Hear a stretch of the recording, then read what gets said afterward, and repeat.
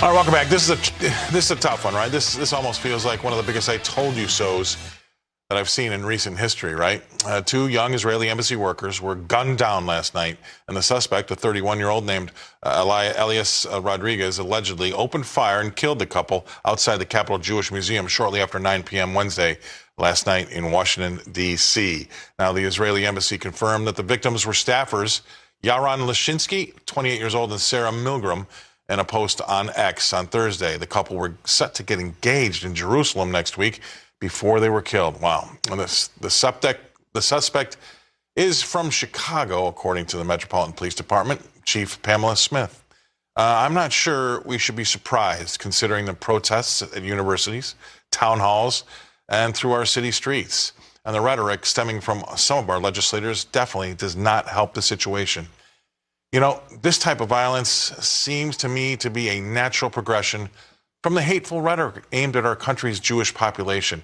And I think a lot of Jewish folks are waking up this morning feeling like they're targets. Now, I wonder what my next guest is going to have to say about this. We're going to welcome to her show. She just popped on, Dr. Carol Swain. Dr. Swain, thank you very much for being on the show. It's a sad day. I really feel like a lot of our Jewish Americans are waking up this morning with target. They feel like they've got targets on their back. But I do think that this was a big "I told you so." You can't keep speaking like our legislators, some of our legislators, especially on the left, speak.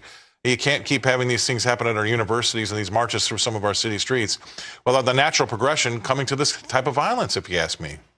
But I mean, the violence has been going on for a while, and that's why the Harvard students were so concerned. And, you know, that's been almost a year.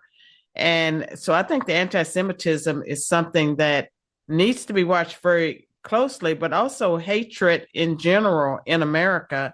And I think the universities, the fact that they have pushed so much anti-Americanism, they push DEI, neo-Marxism and historical revisionism. They have a lot of angry young people, and the thing that they have tried to tap down on is faith, Christianity, or people who are Orthodox Jews.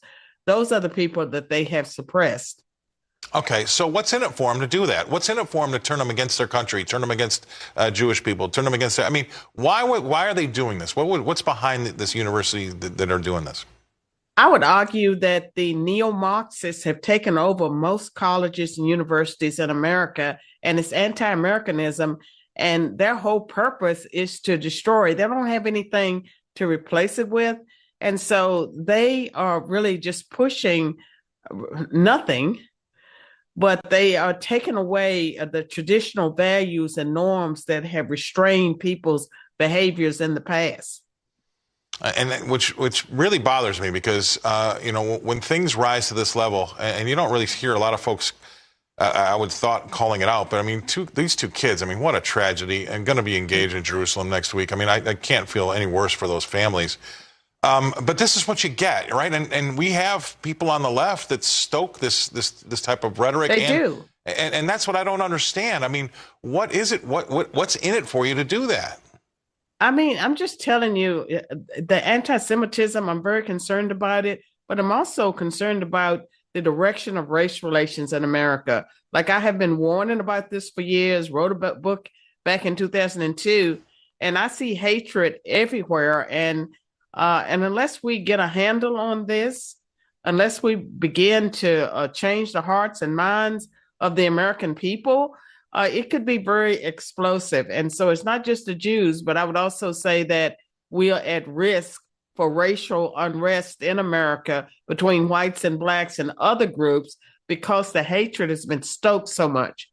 And you're going to blame the universities for stoking that hatred? And if you had... I am going to blame the universities and the crazy professors and some of our members of Congress that are never held accountable for their press conferences where they engage in rhetoric that had they been, you know, regular people, or if they were white, in the case of minorities, they would immediately lose their positions, be ostracized. But because they're racial and ethnic minorities, there have been double standards. But what I see, Scott, is that a lot of white people now are pushing back in a way that I think it makes it even more explosive, because all of a sudden, like white people have just kept their mouths shut, or they have grumbled among themselves. They have not really pushed back as a group. But I'm seeing things on social media that I warned of this back in 2002, and I am worried about our future in America unless we get a handle on it. And there's some people that they don't want to talk about it. We need to talk about it. It's happening. Yeah, that's one thing I've noticed is a big difference between, I lived in Europe for 16 years, and a big difference between, say, Europe and even the U.S. In the U.S., we don't talk about things, right? The one, just as an aside, one of the things they always tell you not to talk about at a party, the three things, sex, politics, and religion, right? But when you do talk about those things, it brings the temperature down. But we're told we can't talk about them, and the temperature goes up. We got 10 seconds to you. Well, we're talking about it on social media. And some statements that are being made that in the past, the people that made the statements that seemed incendiary, they would be attacked. But now I see people agreeing with them. And what I see is that people are shifting into different camps, wow. Ideological camps, and it's very dangerous. And a lot of their grievances are legitimate grievances, but talking among yourselves is even more polarizing. Sure we is. need to hold everyone accountable. And there are things that have to be addressed in this country, and we can't run away from it all. I agree. Let's take them head on. I'm with you on that one. Thank you very much for coming on and talk about it. It's a sensitive subject. Appreciate everything you have to say, Doctor. Dr. Carol Swain,